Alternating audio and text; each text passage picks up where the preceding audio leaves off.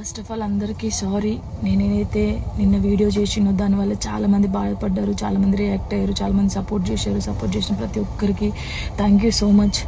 నేను చాలా రోజుల నుంచి అన్నీ చూస్తూ ఉన్నా, నేను ఏది ఎప్పుడు పట్టించుకోలేక, కానీ కొంచెం బాధ అనిపించి డిప్రెషన్లోకి వెళ్ళిపోయాను. ఎక్కడ నా ఫ్యామిలీ బాధపడుతారో నాకు చెప్పలేకుండా అని ఆ సిచ్యువేషన్లో అన్నీ ఆలోచించి డిప్రెషన్లోకి వెళ్ళిపోయినా తప్ప నేను ఎవరికి భయపడేదాన్ని కాదు.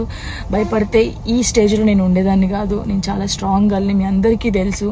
ఇంకో విషయం, పెళ్లి గురించి అందరూ అవును నా పెళ్లి వల్ల మీకు ఏమైనా నష్టం ఉందా? లేదు కదా. నేను కొత్త లైఫ్ స్టార్ట్ చేయబోతున్నాను.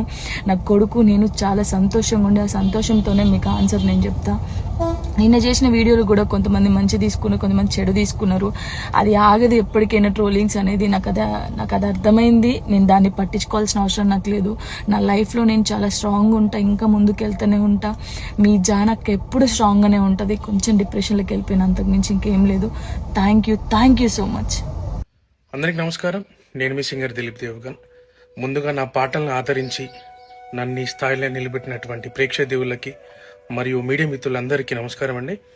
నేను రీసెంట్గా ఏదైతే పోస్ట్ చేసినటువంటి ఒక ఫోటోని విపరీతంగా ట్రోల్ చేస్తున్నారు. అవునండి, నిజమే. నేను జాను త్వరలోనే పెళ్లి చేసుకోబోతున్నాము.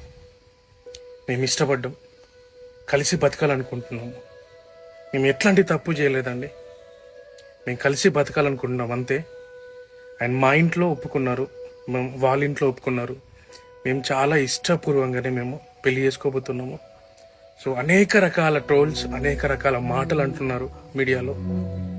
అండ్ మేము ఎలాంటి తప్పు చేయలేదు. అండ్ ఇలాంటి విమర్శలు మీరు ఎన్ని చేసినా తట్టుకొని నిలబడడానికి మేము సిద్ధంగా ఉన్నాము.